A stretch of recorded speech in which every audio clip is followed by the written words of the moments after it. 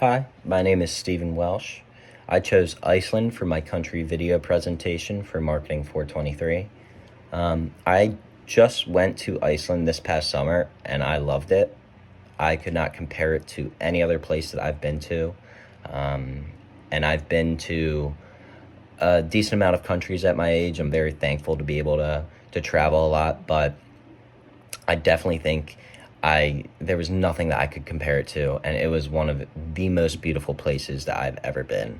And a little fun fact about Iceland is that when I was there during the summer, it was only dark for maybe 2 hours, a little bit more maybe, and I would wake up or I would be up and look out my window at 1 in the morning because the time difference is a little bit, but I would wake up or look out the window at 1 in the morning and it's bright out. There's horses right behind my cabin that I was staying at.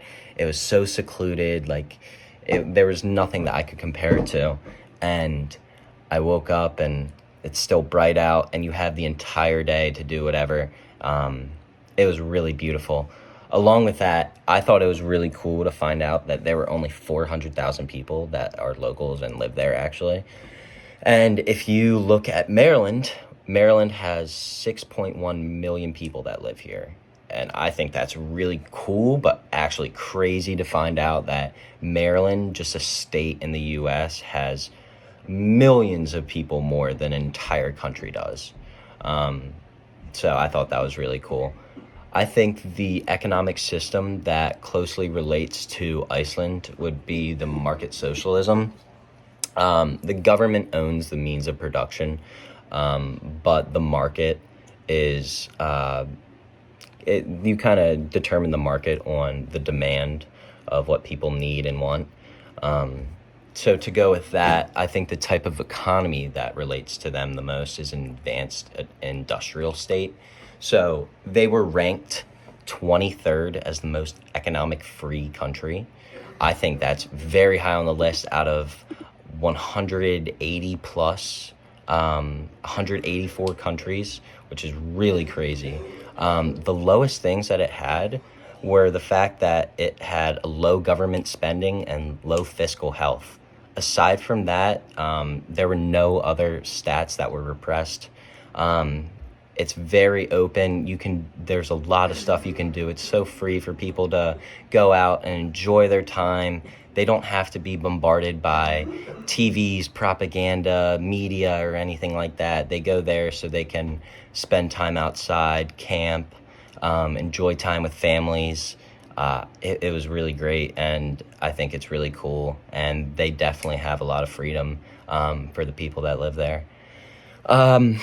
So going off of that, I think the type of government that relates to them is democracy. I think that's pretty self-explanatory. Iceland's a great country. They have a lot of people that know English and are very helpful. Their government controls some, but not too much. A lot of the power is left to the people, but also there's no restrictions on trading. It's a great place to trade because it's right between the US and Europe, and it's a great location. They have a lot of things there. Fishing is a big market there. So going off of that, the country's stage of development. So it's definitely a high-income country. The GNI for the country is 79,840, which is pretty high. I believe it was 7th on the list. Although Iceland is pretty expensive to live in, I'd say the average meal costs between 30 to 50 US dollars, which is a lot. That's just for a hamburger and fries. Although it's a lot, the food was really good. They have a lot of local dishes. They have a local dish, lamb. They have a lot of lamb sandwiches, any kind of lamb soup, a whole bunch of different kinds. And it's really good. I tried it. It was wonderful. But to go along with that, I think that Iceland isn't very worried about trying to keep up to date with technology. Obviously they are, every country is, but they're not as worried about it because the majority of people that come to Iceland are coming there to go outside and look at all the beautiful waterfalls, Skolgafall, going to Blue Lagoon and spending time in the naturally heated hot spring. Those are things that you can't do anywhere else. That's the reason why Iceland gets the amount of tourists that they genuinely do, because they have those attractions, those cool things that make people want to come there and see. So I think that an American company could definitely thrive in Iceland. I think since they are big on fishing, I think maybe engines, some Honda engines are made by the U.S.